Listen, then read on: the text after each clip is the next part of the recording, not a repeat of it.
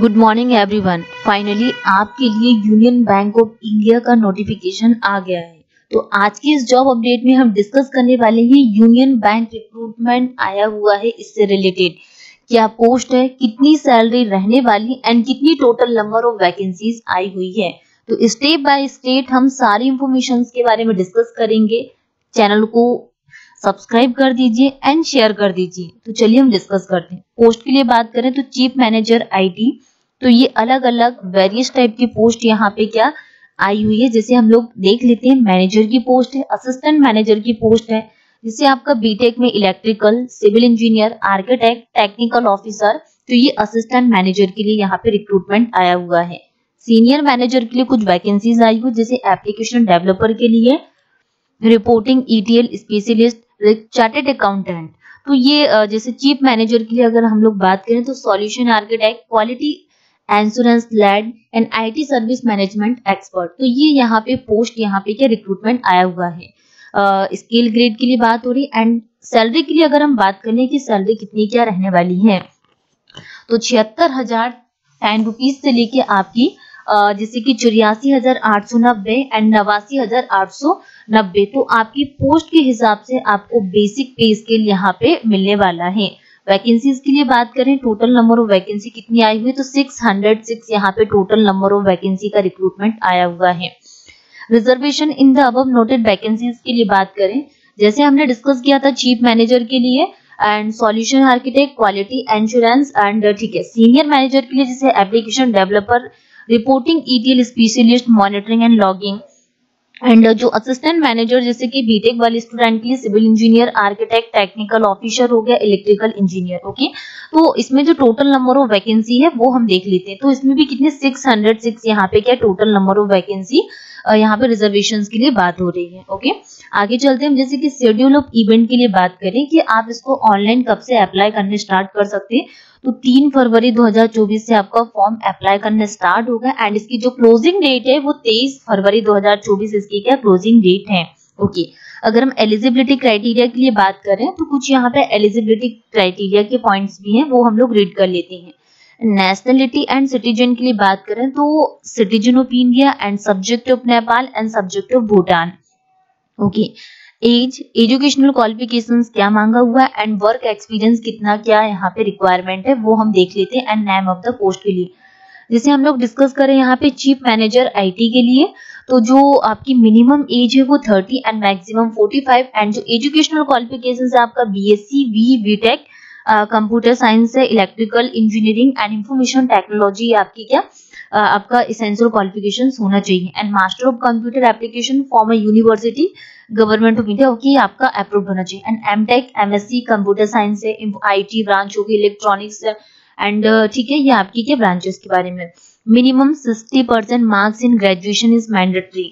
Okay, and desirable professional qualifications के लिए भी बात है। अगर हम वर्क एक्सपीरियंस के लिए बात करें तो 10 ईयर का यहाँ पे मिनिमम एक्सपीरियंस मांगा हुआ और भी 6 ईयर ऑफ एक्सपीरियंस। ठीक है, आगे अगर हम chief manager IT quality insurance के लिए बात करें तो BSc, BTech degree in computer science, IT, software engineering, ये आपके एजुकेशनल क्वालिफिकेशन हो गया एंड जो वर्क एक्सपीरियंस है 10 ईयर का।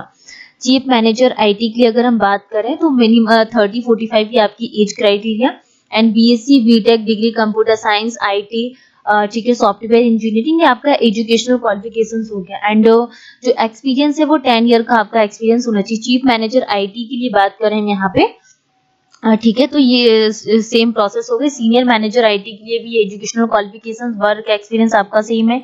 Senior manager IT and reporting के लिए भी आपका इसमें 7 ईयर का क्या वर्क एक्सपीरियंस मांगा हुआ है एंड जो सीनियर मैनेजर डेवसेक ओपीएस के लिए भी 7 ईयर का एक्सपीरियंस है।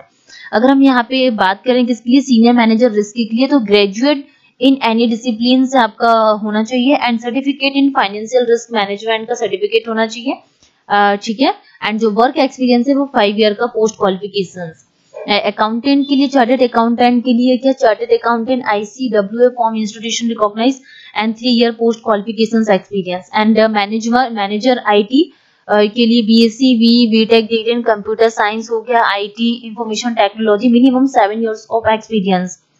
ठीक है, अगर हम यहाँ पे manager IT API platform engineer integration specialist के लिए बात करें यहाँ पे कि क्या क्वालिफिकेशन है, BSc BTech degree in computer science 7 year का या क्या एक्सपीरियंस है।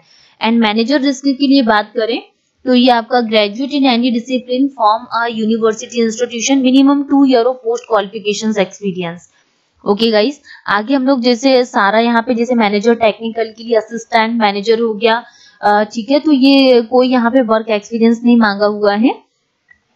अगर आप क्या ठीक है, और देख लेते हैं हम लोग मैनेजर रिस्क के लिए बात हो रही है एंड ये टेक्निकल स्टूडेंट के लिए, ठीक है। हम लोग चलते हैं अपर एज, क्या क्या यहाँ पे एज लिमिट मांगा, जैसे SC/ST कैंडिडेट के लिए 5 ईयर का, OBC कैंडिडेट के 3 ईयर का, क्या है यहाँ पे एज लिमिट के लिए बात हो रही है। और हम लोग डिस्कस कर लेते हैं यहाँ पे सिलेक्शन प्रोसेस के लिए कि ऑनलाइन एग्जामिनेशन टेस्ट के लिए कि आपका स्ट्रक्चर क्या एग्जामिनेशन का, professional knowledge and relevant to the post, तो जो total duration of examination 120 minute का है एंड नंबर ऑफ क्वेश्चंस आपके 100 एंड जो clearing total of 200 marks. Name of the test के लिए बात करें, क्या हमारा सिलेबस है तो quantitative aptitude 25 multiple choice question 25 marks and reasoning आपके 50 क्वेश्चन 50 मार्क्स, प्रोफेशनल नॉलेज आपकी कितने 50 question 100 marks, English language 25 question आएंगे एंड 25 मार्क्स के, तो जो total duration of examination will be 120 minute and total 150 multiple choice question carrying a total of 200 marks. Penalty for wrong answer की अगर हम बात करें तो 25% ऑफ द मार्क्स, यहाँ पे क्या नेगेटिव मार्किंग, पर्सनल इंटरव्यू होगा, GD होगा एंड फाइनल सिलेक्शन। कुछ इंपोर्टेंट डेट्स के बारे में बात हो रही।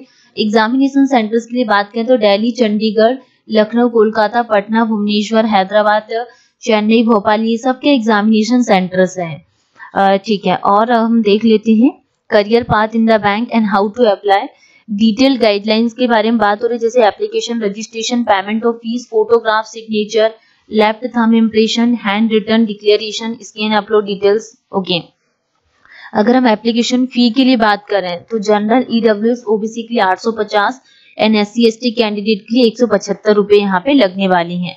पेमेंट ऑफ फीस के लिए अगर हम बात करें तो ये पेमेंट ऑफ फीस का यहाँ पे कुछ क्राइटेरिया दिया हुआ है एंड जनरल इंस्ट्रक्शंस लिखे हुए हैं, वो हम लोग रीड कर लेते हैं।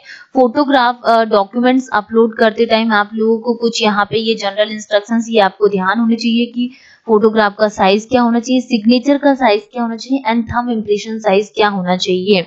ओके, तो स्टूडेंट्स आज की इस जॉब अपडेट में हमने डिस्कस कर लिया यहाँ पे सारी इंफॉर्मेशन के बारे में। तो इसी तरह आप हमारे साथ बने रहिए एंड आपको हर एक नोटिफिकेशन टाइम टू टाइम मिलता जाएगा। तो आप लोग चैनल को सब्सक्राइब कीजिए एंड शेयर कीजिए। Thank you.